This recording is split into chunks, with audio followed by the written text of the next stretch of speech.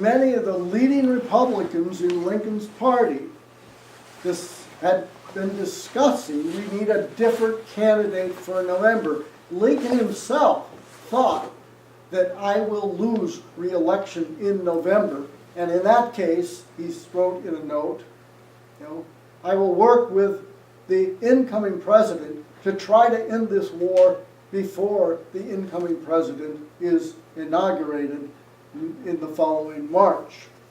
But the fall of Atlanta guaranteed Lincoln's re-election. Now for the next month and a half, Sherman rested his troops, sent his cavalry out again and again to destroy railroads, and they began dismantling the war machine that was Atlanta. Whoops, I forgot something there. Okay, here's Sherman's march from Tennessee. Whoops, where'd it go? Yeah, from Tennessee to Atlanta, which is right down here somewhere. Atlanta, right here. Right? So he moves down, flanks, Hood sets up again. Sherman flanks, Johnson sets up again, Sherman flanks, they do it all the way down until Kennesaw Mountain, where they did have one head-on clash, right? But it's this point that Hood replaces Johnson, and Hood backs into Atlanta, right? And for the next nearly month and a half, there's the siege of Atlanta. So the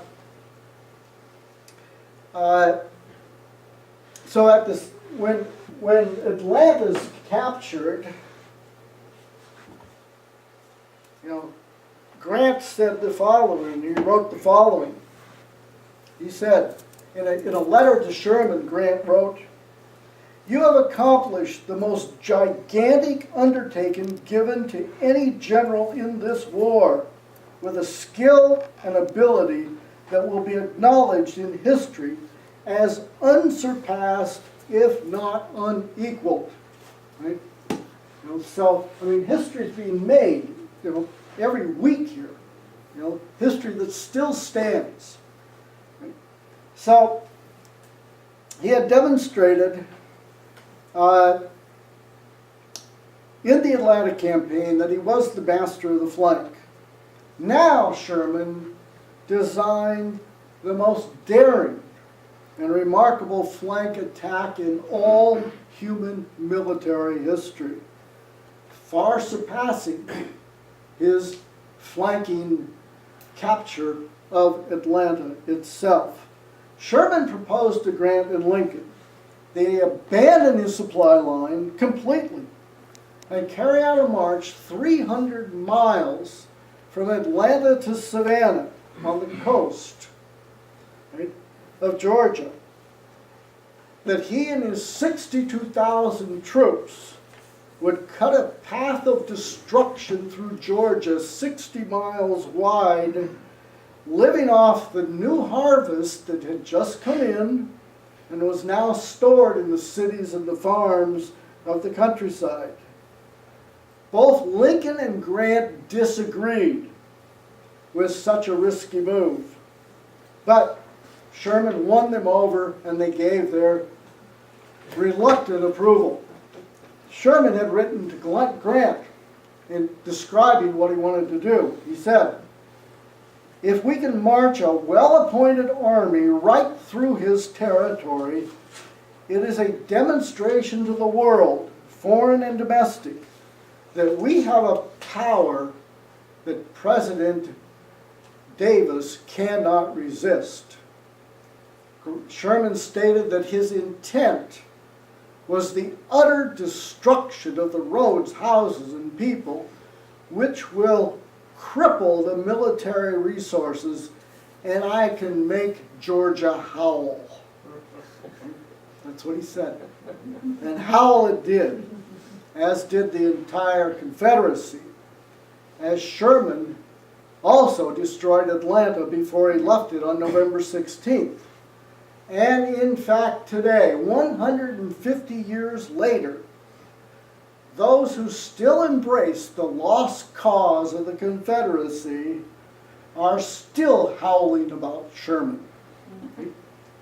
Earlier, during the Atlanta occupation, Sherman had ordered all residents of the city to leave, and responded to the mayor's plea to spare the citizens such a hardship. Sherman replied, "You cannot qualify war in harsher terms than I. War is cruelty, and you cannot refine it. And those who brought war into our country deserve all the curses and maledictions a people can pour out. I know I had no hand in making the war, and I know I will make more sacrifices today than any of you to secure peace." So here's Sherman in Atlanta. And here's the train station of Atlanta after Sherman got done with it, in ruins. And here's some more of the ruins of Atlanta after Sherman's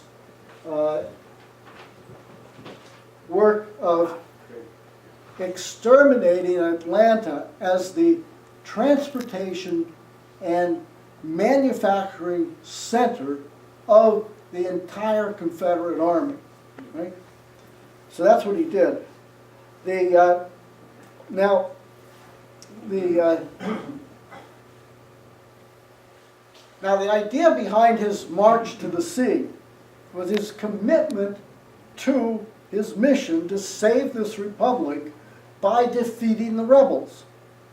By the time he'd reached Atlanta, he knew that that would entail only the destruction of the Confederate population's will to continue carrying out the war. He had to destroy that will to resist. And that is the only way victory would be possible.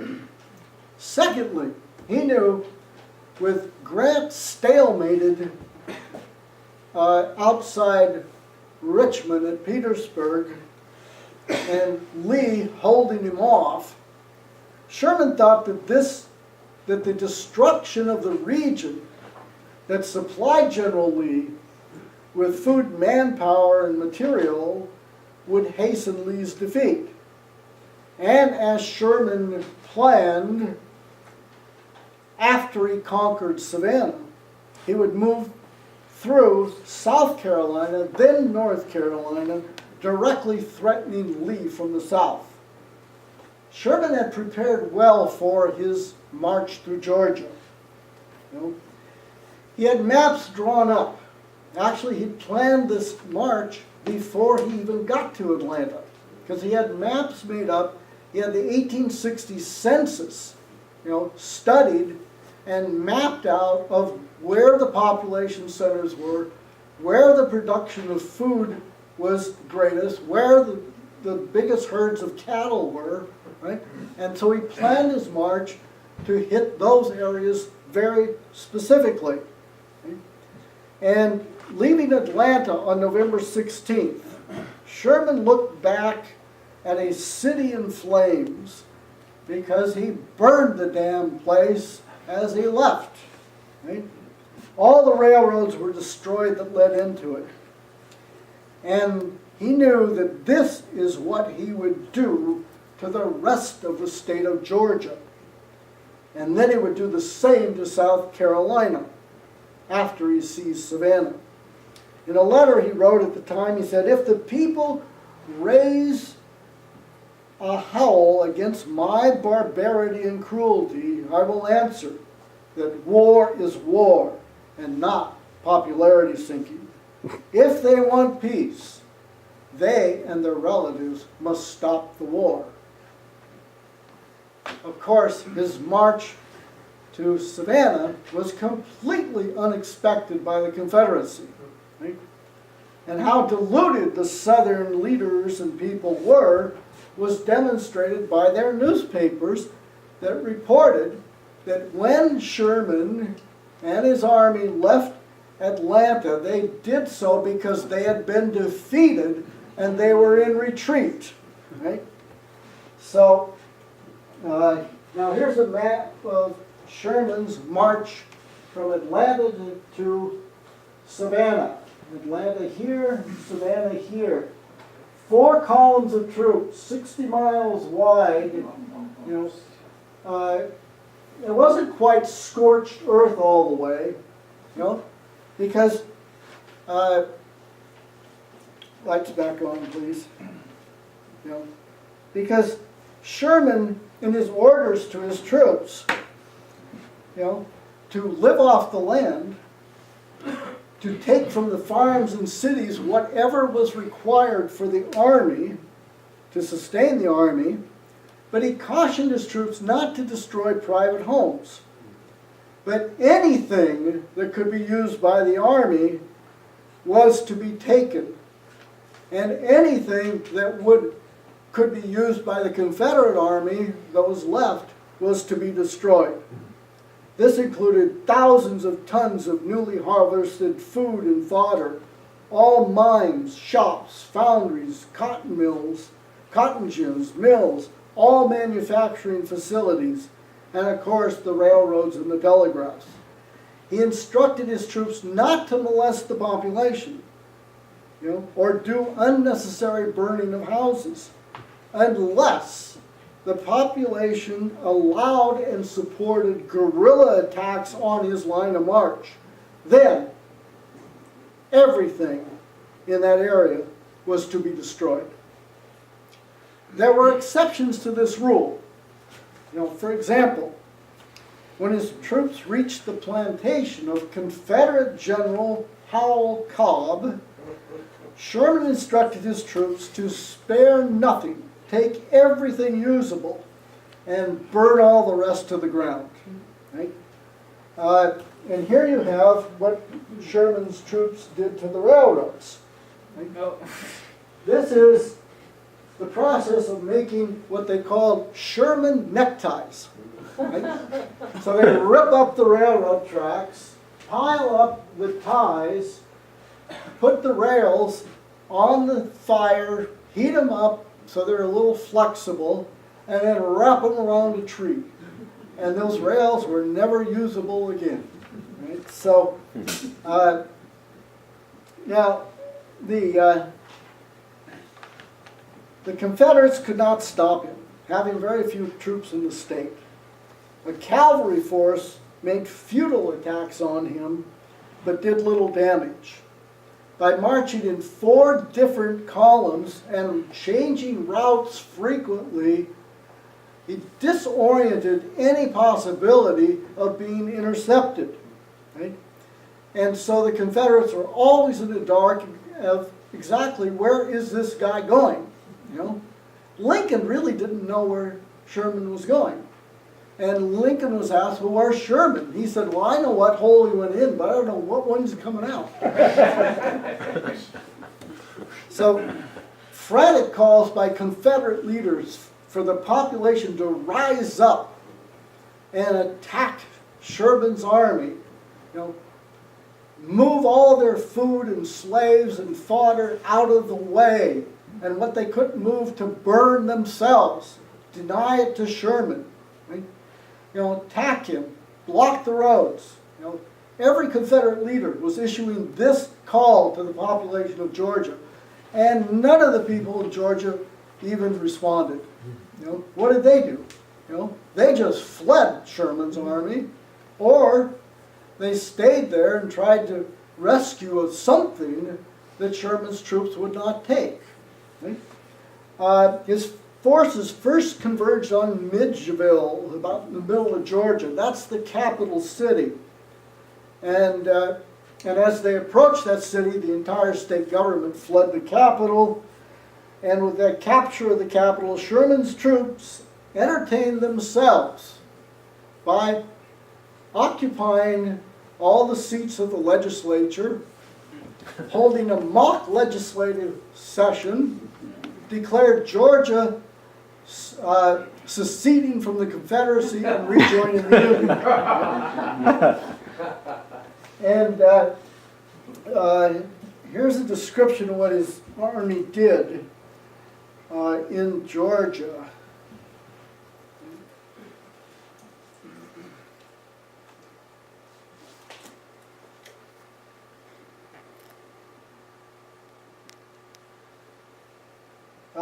This is from a biography of Sherman called, The Fighting Prophet Sherman. It said, Sherman's 62,000 men came into the fat fields of Georgia like a glacier that levels the terrain, like the Goths migrating into Italy, like locusts devouring the land.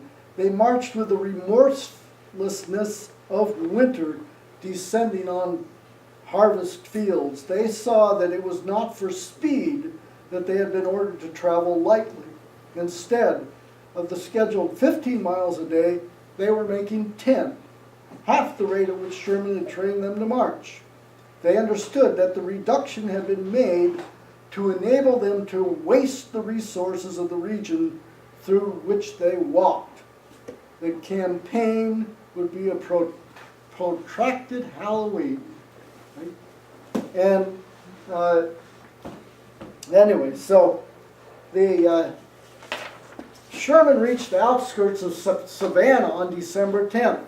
Remember, he left Atlanta on November 16th. Savannah is surrounded by swamps and flooded rice fields, and it could only be approached by causeways, raised roads above the swamps. Confederate General William Hardee had 10,000 men in Savannah, barricaded, and Sherman began the siege. And he threatened Hardee that if he did not surrender, he would bombard the city. And of course, reaching Savannah, Sherman had linked up with the U.S. Navy and had got heavy guns from the Navy and brought them up to the gates of Savannah, ready to fire these really heavy guns. Right? So the Hardee then thought better of it and abandoned the city on December 20th. The next day, Sherman moved his army in. And here we have Sherman reviewing his troops in Savannah. So on the 24th of December, Sherman sent a telegram to President Lincoln, and the telegram read, "I beg to present you as a Christmas gift the city of Savannah with 150 guns and plenty of ammunition, also about 25,000 bales of cotton." Now, attracted to and following Sherman's entire march of 300 miles were thousands and thousands of slaves who just freed themselves as their masters fled Sherman as he came by their plantation. Now, Sherman discouraged the slaves from following his army. He knew he could not feed his army and 20, 30,000 slaves too. Right? So he was discouraging them. This got him in a little trouble with the abolitionists. But once he had secured Savannah, he gave orders for the coastal islands off of Georgia and South Carolina too, to be turned over to the ex-slaves, so that each family would be given title to 40 acres, and the army would provide tools and seed and a title to the land, so that they not only were free, but they were also independent. And this was the origin of the famous phrase, 40 acres and a mule. Sherman again summarized both the intent of his march through Georgia and his upcoming march through South Carolina in a letter to General Halleck. He said, "We are not only fighting armies, but a hostile people, and must make old and young, rich and poor, feel the hard hand of war, as well as their organized armies. I know that this recent movement of mine through Georgia has had a wonderful effect in this respect. Thousands who had been deceived by their lying papers into the belief that we were being whipped all the time realized the truth and have no appetite for a repetition of the same experience. Sherman estimated that his damage to Georgia was $100 million in 1864 money, about 1.4 billion today. They wrecked 300 miles of railroad, dozens of bridges, hundreds of miles of telegraph lines. It seized 5,000 horses, 4,000 mules, 13,000 heads of cattle, confiscated 9.5 million pounds of corn and 10.5 million pounds of fodder. He knocked the Confederate war efforts to pieces. When Sherman left Atlanta, he had in his supply train 5,000 cattle. When he reached Savannah, he had 10,000 cattle. And it fed his army, for 35 days. So, Sherman's army was here.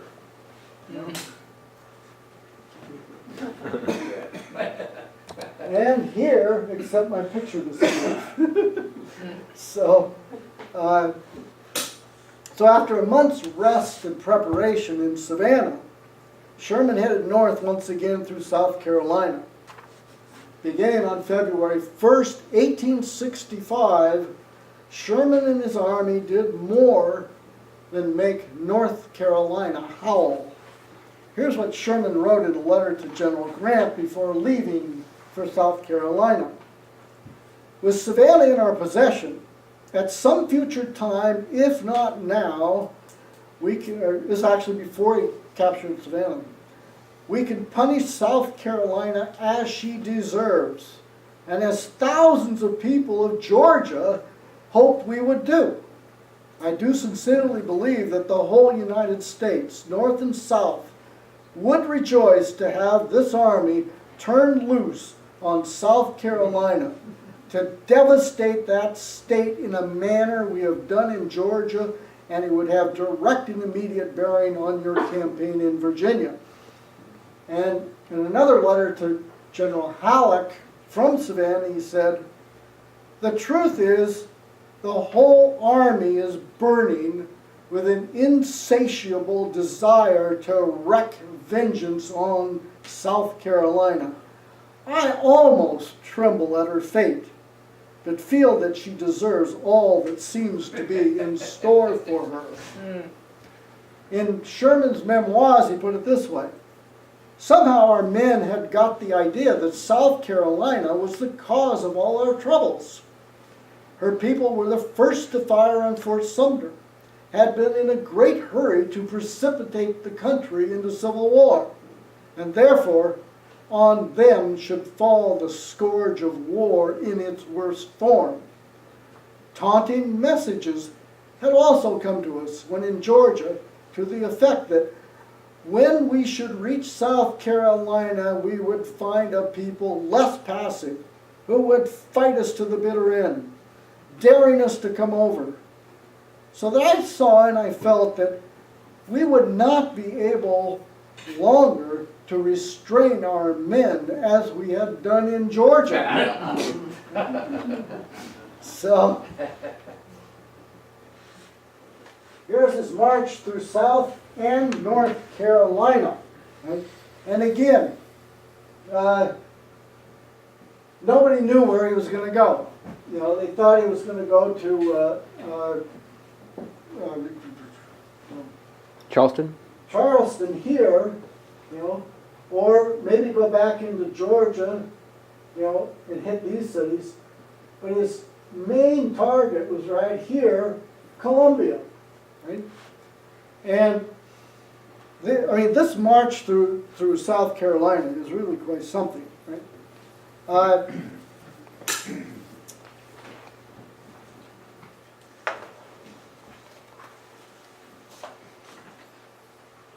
But before we get to the actual description of the march, there's one incident, very interesting incident. One day in South Carolina, a Union soldier who had just escaped from a Confederate prisoner of war camp was introduced to Sherman. And he presented the general with a song composed by another prisoner of war, which became one of the most popular songs in the country, not only during the war, but even for decades to come, called Marching Through Georgia. Yeah. And the Sherman's March to the Sea was also a popular song during these last parts of the Civil War. Now for the next 50 days, marching 400 miles, Sherman's army tore South Carolina, and to a lesser extent North Carolina, to pieces, defeating the Confederate forces thrown at him and wrecking the critical railroads that supplied Lee's army in Virginia. As one Confederate leader put it this way,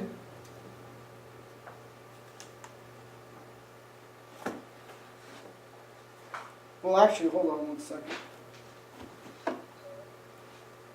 This is what Sherman's army had to march through in South Carolina for about 200 miles. Swamps and swollen rivers. Yet, they did 400 miles in 50 days. Right? And that included taking a 5-day break in a couple cities. Right? So they were making over 10 miles a day, where they had to fell trees and use them with the corduroy the roads. That is, just put logs there, and then the men and the equipment, the cannon would all be bump over the wooden logs for 200 miles. Right? So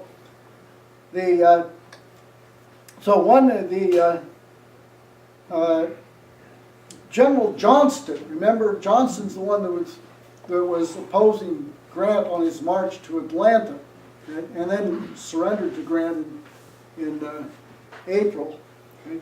In 1865. But General Johnston said, "When I learned that Sherman's army was marching through the salt swamps, making its own corduroy roads at the rate of 12 miles a day and more, and bringing its artillery and wagons with it, I made up my mind that there had been no such army in existence since the days of Julius Caesar." Right? So,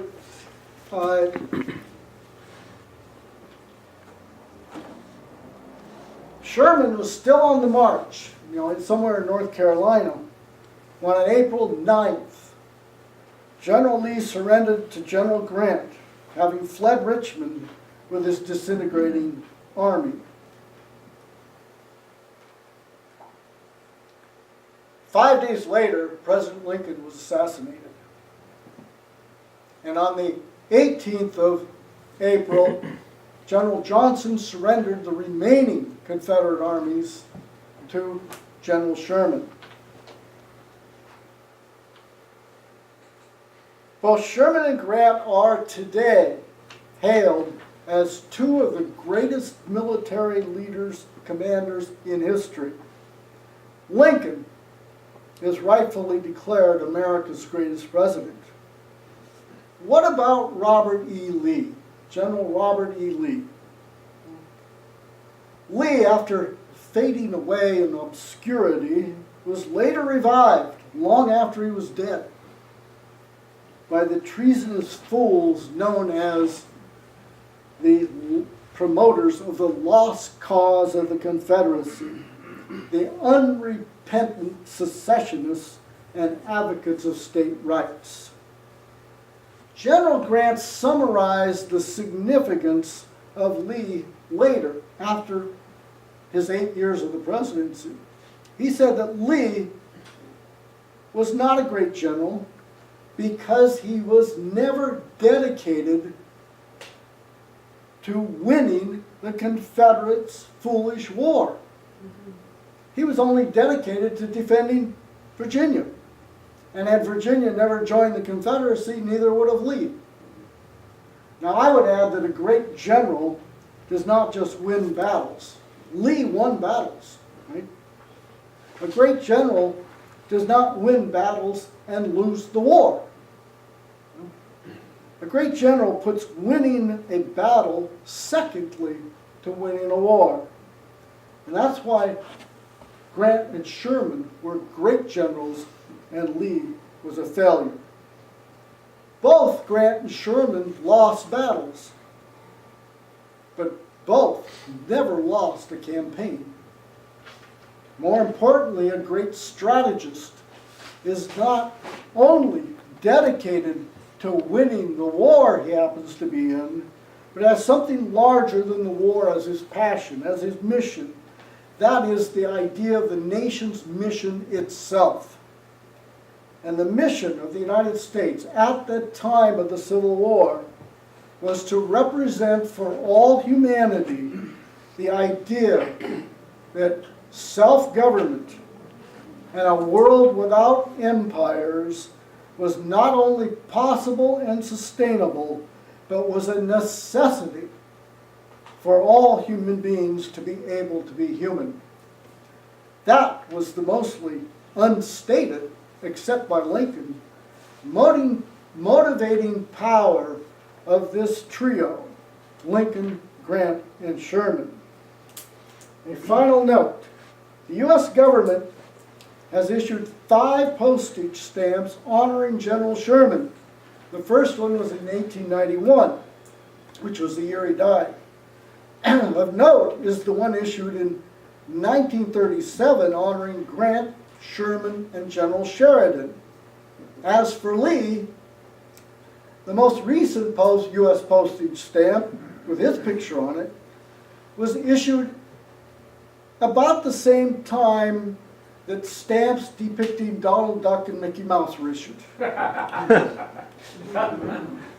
So, there's Sherman.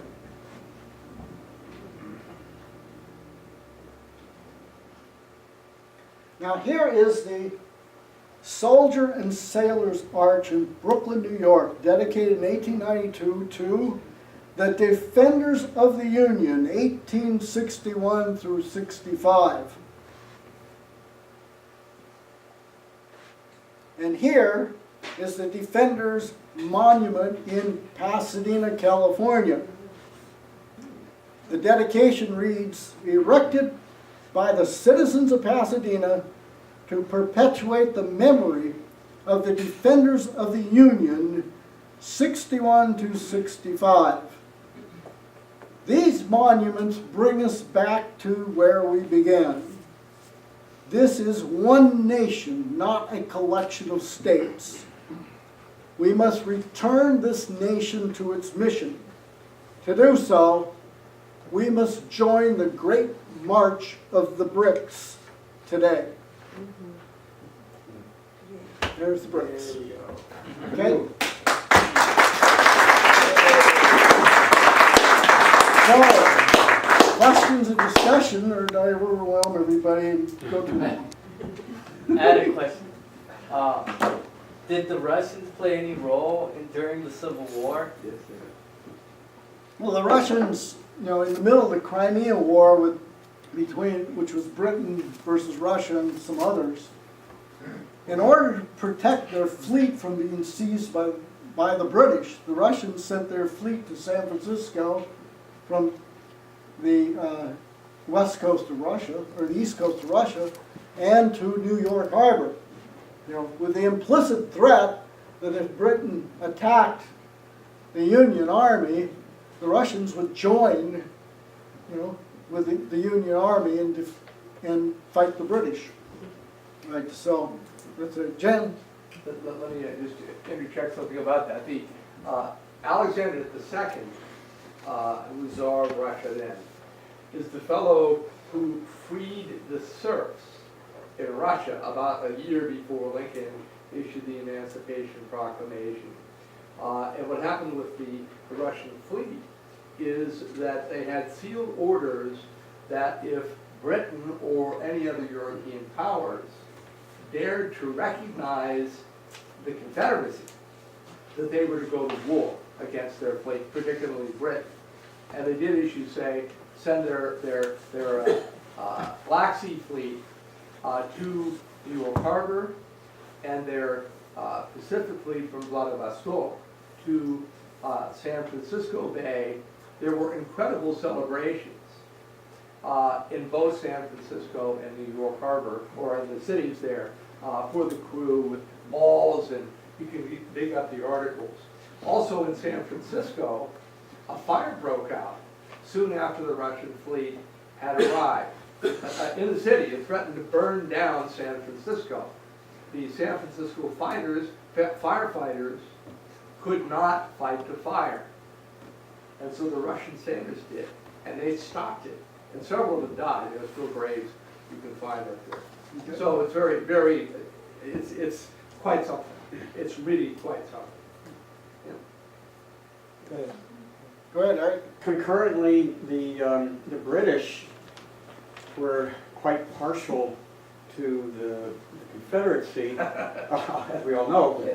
They were really, they had vested interest in the cotton industry, and so to the fact that the Union was fighting to save the Union, they liked the Confederacy because they were ready to go on defend the Confederacy, just like the Russians were ready to defend the Union, because they felt that their own interests were threatened that way too. So the war itself almost became a world war. World War A, maybe that's a good name for it, I don't know. Yeah, that's true, but see, the victories at Vicksburg and Gettysburg, July 3rd and 4th, 1863, prompted Queen Elizabeth, or Queen Victoria, to issue a royal announcement on something like the 29th of July, 3 weeks later, right? Saying that, for once and for all, Britain has made the decision it will not interfere in the American Civil War. Right? So that was the victories of Vicksburg and Gettysburg that prompted that. But the British outfitted Confederate pirate ships that preyed on, Union ships, and also, which also fought the Union Navy.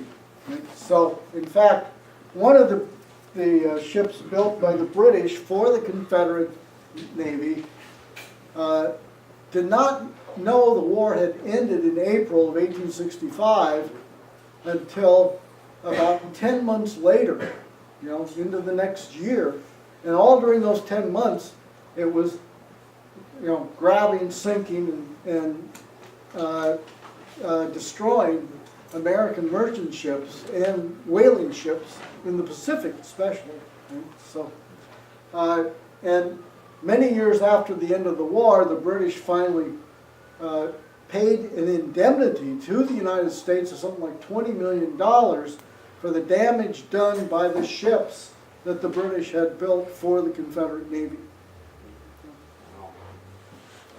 There's a couple of things that, this idea of your conception of what you're fighting for, the mission, you can see how it really does affect, because usually the tendency, like for Sherman was in the South, Lee was in the North.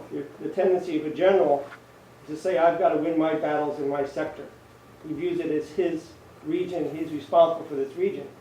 Sherman, the genius of that, Sherman and Grant, is Sherman was thinking of how do we win the war and aid Grant 300 miles, whatever it was, 500 miles up north.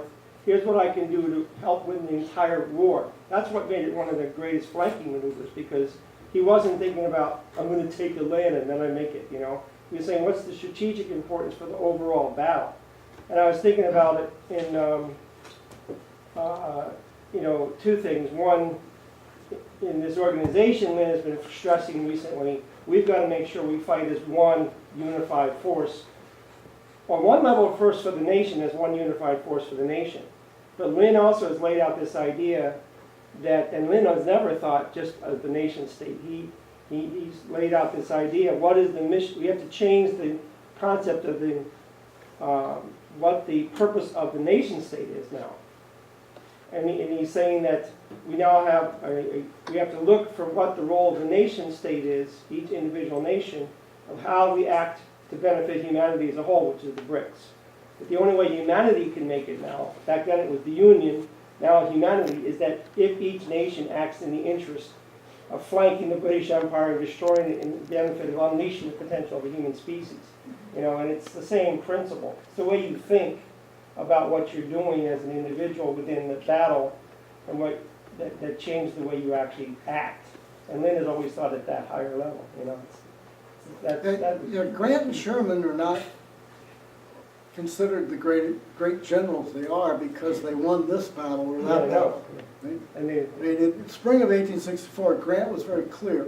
He said, up until now, for 3 years, you know, there has been uncoordinated Union policy, right?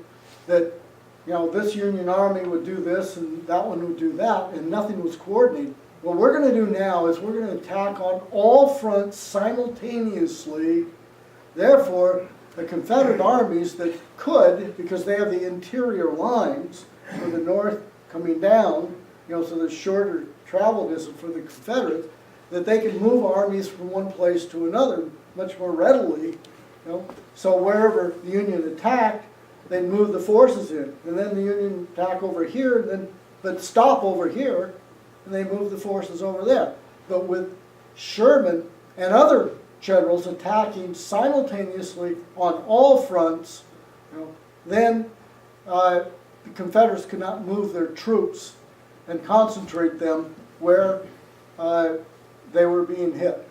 Right? So, but this is the idea. It's the idea of the BRICS. Yeah. This is the idea, you know, of the unity of the nation itself, as you know, LaRouche said in my opening remarks, as Lincoln emphasized again and again. Right? We are one nation, not a collection of individuals, not a collection of states. Right? We are one nation with a mission, with a purpose, you know, and in fact, only if we live that and ensure it can we have individual rights that mean anything at all anyway. You know, not like the garbage idea of democracy that Victoria Newland puts forward. You know? Or as Helga said in her presentation Tuesday in Washington, D.C., you know, that the promotion of democracy is a fraud. Look at the democracy in the United States. In the November election, 32% of the eligible voters voted. You know, less than 1/3.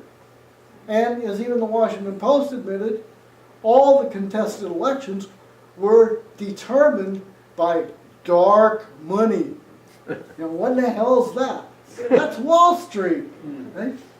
You don't have a democracy anymore here. You've got a dictatorship, and if you submit to it, well, then you're just submitting to being a slave, and you should damn well just admit it. You know, instead of parading around saying, we're free, we're free. Because I could go, you know, pee on the grass and not get arrested or something. So really today, we're really a collection of individuals and states' rights, and we have to become a nation again. Yep. All right. Who else had something? Oh, Sean. Yeah, America is Now, someone's going to have to interpret me.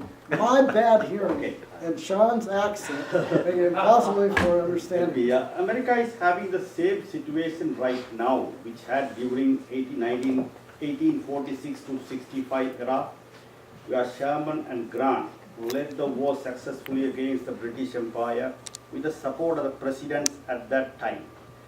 Now the British Empire is occupying America in a different form. where they are controlling the financial power at the Wall Street. And the present presidents are in support of them. So is there any possibility will arise to apply the 1846 to 65 policies, or how BRICS can remove the British Empire's rule from America? Chuck, do you get? Yeah, he's basically saying that you had, in the 1864, 65, you had a fight for the Union with a president that was, backing it, right? And we defeated the British, with the objective to defeat the British Empire.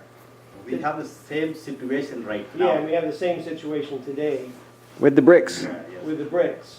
Not with the BRICS, with the British Empire. Yeah. In 1846, we had the same situation we are right now we are having, but we are having a different, at that time, we were, Well, Shan, the issue is what we do. yes. Now, Well, actually, you gotta get the question first. yes. And so he's saying, how can the BRICS, how can we defeat we have a president today who's with the British, yet we have the BRICS, and how can the BRICS defeat the British Empire today? Is it a similar situation? Is that- unless somebody else can do it better. Well, Sorry. they're the leader of the BRICS. They're the leaders of the world. You know? Monetarily. That's how you're gonna defeat them. Hmm? Monetarily. You know, That's the way you're gonna defeat them. well, You know, the existing system is collapsing, it's bankrupt, it's not, it can't last. It's disintegrating. You know? There was an article in the LA Times yesterday on a conference and a study that was just released that said that over the next 3 years, what they expect is 70% of all new jobs will be low-wage jobs. 70%. They also said that for the first time in history, the new generation has a less likely, or will have a lower living standard and conditions of life, than the previous generation. Right? That's the great economic recovery we're in. And that is unsustainable. The system will collapse. That's why the war danger is so great. Because an empire in its dying throes never says, oh, we lost and we'll hand it over to you. Who won. Right? They won't do that. They, like some of the French, at the time of the French Revolution, said, après nous, la deluge. After us, everything can be flooded and go to hell for all we care. Or like George Bush when he was asked about, well, what will posterity think of you? And he said, I really don't care, I'll be dead. That's the President of the United States when he said that, So, this is their thinking. They really don't give a damn. If they cannot rule the world, they will actually risk destroying it. Right? That's the war danger.